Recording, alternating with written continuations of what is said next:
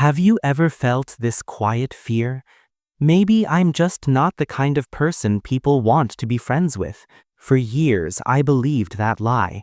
I thought friendship belonged to the loud, the charming, the socially perfect, not to someone like me, sitting alone in cafes, watching laughter happen without me.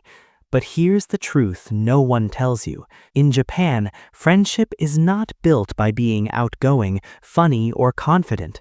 That belief is the trap.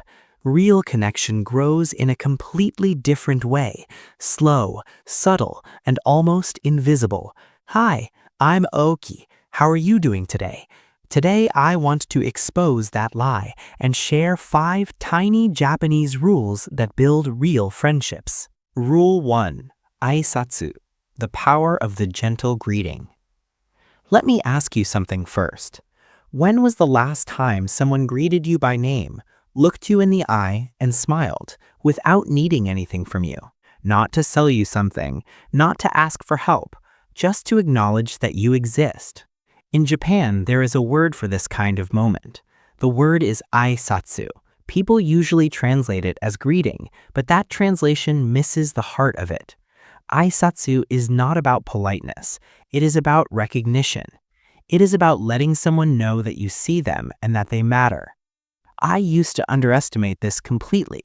I thought greeting people felt awkward and unnecessary. I worried that I would interrupt them or make things uncomfortable, so I stayed quiet. Over time, I became invisible without even realizing it. Then I noticed something simple but painful. When I stopped greeting people, nobody greeted me either. Silence slowly replaced connection. In Japan, children learn aisatsu very early. They greet neighbors, teachers, and even people they barely know.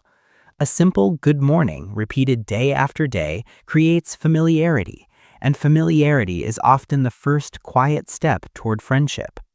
Most people move through life feeling unseen. When you greet someone warmly and consistently, you give them something rare. You don't need confidence or conversation skills. You only need to show up and say hello. I started greeting the same cashier every morning. Weeks passed, then months. One day, she smiled first. Another day, she asked how I was doing. The door did not open loudly. It opened quietly. That is how many friendships begin. Rule 2. Osusawake, the art of sharing small things. Have you ever received something small that stayed with you longer than a big gift? That experience helped me understand a Japanese tradition called osusawake. Osusawake means sharing a portion of something good you received. It does not mean giving everything away. It does not mean offering something expensive. It simply means sharing a small part. If someone gives you vegetables, you share some. If you bake cookies, you bring a few. If something good happens to you, you let part of it flow outward.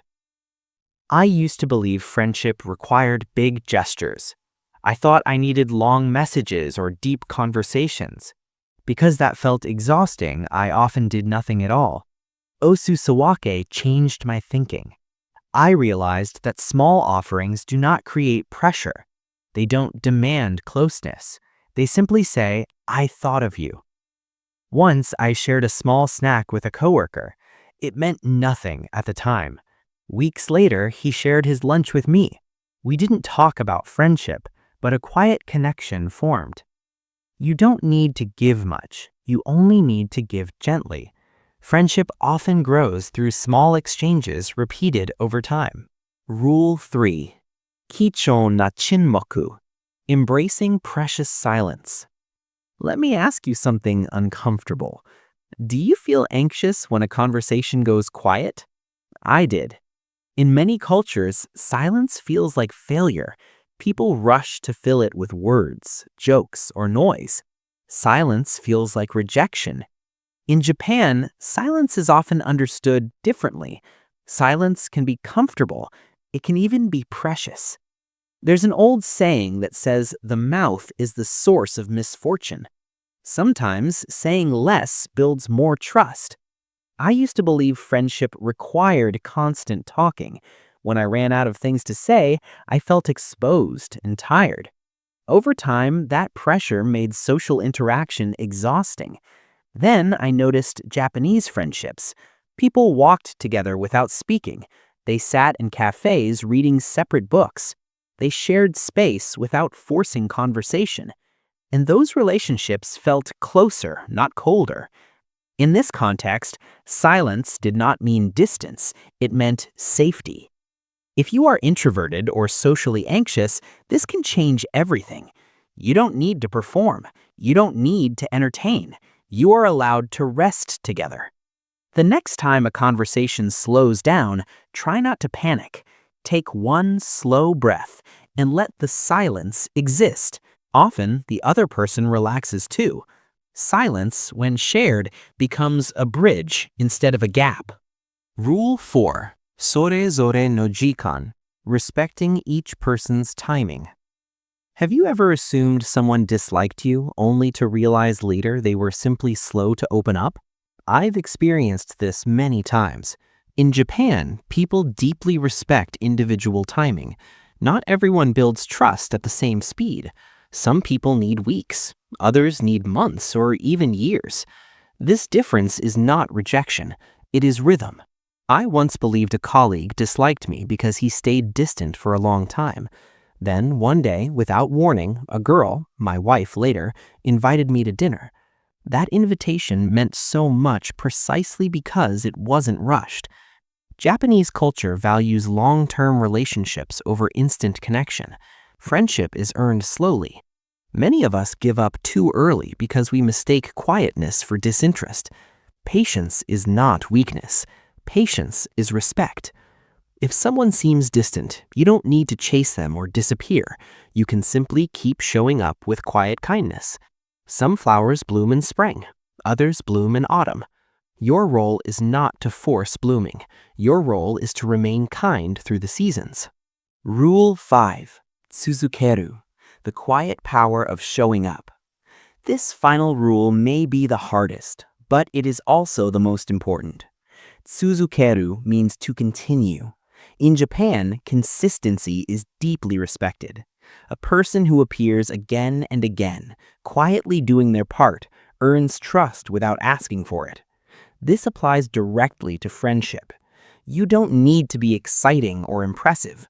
What people remember is reliability. I used to abandon connections too quickly. If something didn't feel special right away, I assumed it wasn't meant to be.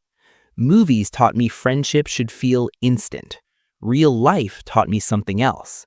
Friendship is built like a house. It is built brick by brick, day by day, with quiet hands. When you choose one or two people and stay gently connected, something begins to grow. You send a simple message. You remember small details. You show up in small ways. There is no drama in this process. There is only continuation. One ordinary day, you may look up and realize something beautiful happened quietly. A friendship grew. Let me tell you something that might surprise you. For a long time, I believed friendship would come after I became confident. But in the Japanese way, friendship doesn't grow through performance or speed. It grows quietly, through patience, consistency, and small gestures that often go unnoticed. You don't need to rush anything. You don't need to impress anyone. When you show up gently and stay present, time does the work you cannot force. Here's the part many people miss. The connection you're waiting for may already be forming around you. Not loudly, not dramatically, but in small, almost invisible moments. The question is, will you trust that process? And will you trust yourself enough to stay?